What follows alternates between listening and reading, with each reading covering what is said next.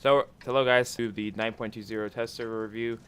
So for first things first, we're going to talk about what's coming up in the next patch and what I think is the most important things. So we'll talk about the balance changes to some of the more prevalent tanks in the meta, and then some of the other changes that I think are important. So first things first, the IS-7 and the 268 have been buffed in a sense. They have had their guns buffed slightly. The 268, we'll start with that for a minute here, has its gun buffed massively, as in the AP rounds have been extremely buffed. Their velocity was horrible before, now it's really good. And its gun constraints, where the gun can turn left and right horizontal axis, has been buffed massively as well, almost double to what it was before, meaning the tank is a lot more comfortable to play, and in the gameplay you see in the background, it is obviously much better. IS-7 has have its HP buffed to 2400, and it's got its gun buffed by its having its aim time lowered, so the tank is just better off in general. It's got 200 extra horsepower on the engine, should be able to get around faster. It feels a lot better than it did before. Next, we're looking at the AMX Foch and the 30B. The AMX 50 Foch B is a brand new tier 10 with a 6-round 400 damage autoloader. Basically, it's a 50B gun with 2 extra shells.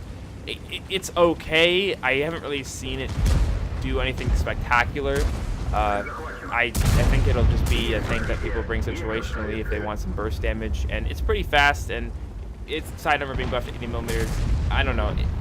For me, I just don't feel like it'll be that strong because its penetration is very low. It keeps the 50B's penetration. Doesn't get any special exemptions like the other TDs do. But the whole line has been changed to autoloaders.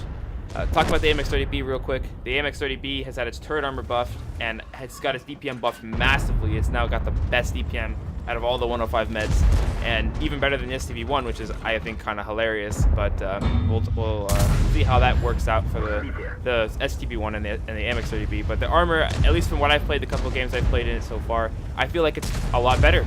It can actually poke corners and stuff, except for the cupola that's gigantic on the top. Talking about the patent next, I think this tank is going to be very strong. It's got very good turret armor, and it's got a very good gun, and the cupola that was very prevalent on the top of the tank has been cut down, so it's now very hard to hit, and I think that tank will be very cool. It also looks dope, so hopefully that'll give people more incentive to play it. The tier 9 has also been buffed as well.